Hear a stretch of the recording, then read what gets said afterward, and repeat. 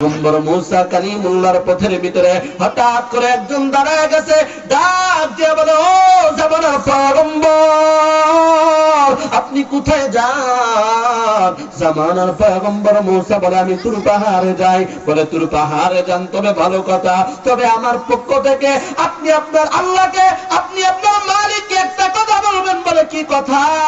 বলে, আপনার আল্লাহকে যা বলবেন, আপনার আল্লাহ মানে অনেক সম্পদ দিয়েছে, অনেক টাকা পয়সা দিয়েছে, অনেক বাড়ি গাড়ি দিয়েছে, আপনি আপনার মালিকরে, আপনি আপনার আল্লাহরে যা বলবেন, তিনি যেন আমার সম্পদ কমায়া দেয়, আমার টাকা পয়সা কমায়া দেয়। চিল্লায়া বলেন সুবহানাল্লাহ। লাইন শাকারতুম লাযীদান্নাকুম ওয়া লাইন কাফারতুম ইন্না আযাবি লাশাদীদ। আল্লাহ পাক রব্বুল আলামিন আয়াতে কারিমার মধ্যে জানায় দেয়, আমার যেই বান্দা বান্দে আমি আল্লাহ রব্বুল আলামিনের নিয়ামত পাওয়ার পর আমি আল্লাহ রব্বুল আলামিনের নিয়ামতের শুকরিয়া আদায় করে আমি আল্লাহ রব্বুল আলামিন তাদের নিয়ামতকে আরো বাড়ায় দেই। চিল্লায় বলি সুবহানাল্লাহ। আমার যেই বান্দা বান্দি আমি আল্লাহ রব্বুল আলামিনের নিয়ামত পাওয়ার পর আমি আল্লাহ রব্বুল আলামিনের নিয়ামতের শুকরিয়া আদায় করে না শুকর করে আমি আল্লাহ রব্বুল আলামিন তাদের নিয়ামতকে ছিনায় নেই। শুধু ছিনায় নেই না, তাদের জন্য কাল কঠিন কিয়ামতের ময়দানে কঠোর শাস্তি জাহান্নামের ব্যবস্থা করে দেয়। বলি নাউযুবিল্লাহ। ও দুনিয়ার মুসলমান, ও আদিত মারিলাল মনিরহাট এলাকার মানুষ, ও পর্দার আলের আম্মা জান, দুনিয়ার ভিতরে আমরা যারা আছি আমরা সবাই চাই আমাদের নিয়ামত বাড়ুক। কথা বলেন ঠিক কি ঠিক না? আমরা সবাই চাই আমাদের সম্পদ বাড়ুক, আমরা চাই আমাদের টাকা পয়সা বাড়ুক, আমরা চাই আমাদের বাড়ি গাড়ি বাড়ুক, আমরা চাই আমাদের হায়াত বাড়ুক, আমরা চাই আমাদের রিজিক বাড়ুক। কথা বলেন ঠিক কি ঠিক না? কেউ কি চাই যে কমুক? কেউ চাই? কেউ চাই না।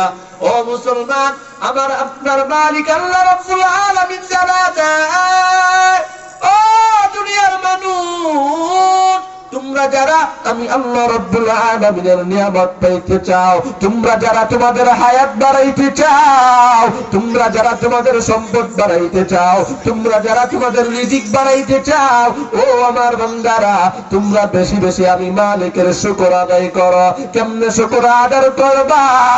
ও মুসলমান, আমার আপনার মালিক সেটাও জানা দেয়। ও দুনিয়ার মানুষ, তুমি আমি আজকে মনে করি মুখে মুখে আলহামদুলিল্লাহ বললেই মনে হয় শুকরিয়া আদায় হয়।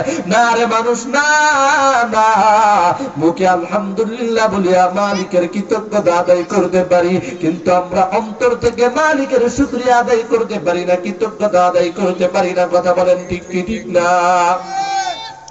এজন্য মুসলমান, ও পর্দার মা,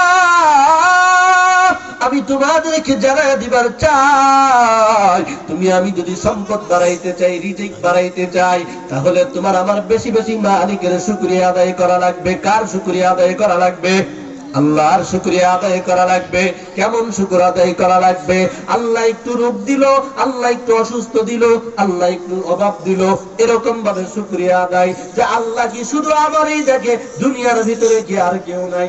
কি কয় কি কয় না? কথা কয় না? কয় কি কয় না? এ মুসলমান, না এরকম শুকরিয়া আদায় করা যাবে না, মালিকের শুকরিয়া আদায় করা লাগবে। কেমন শুকরিয়া?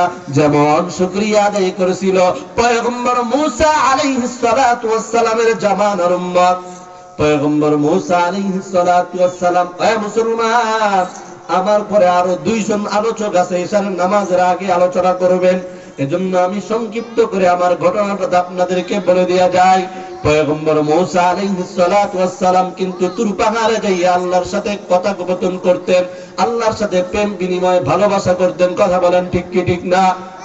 পয়গম্বর মুসা কালিমুল্লাহ ওই দিন তুর পাহাড়ের দিকে যায়।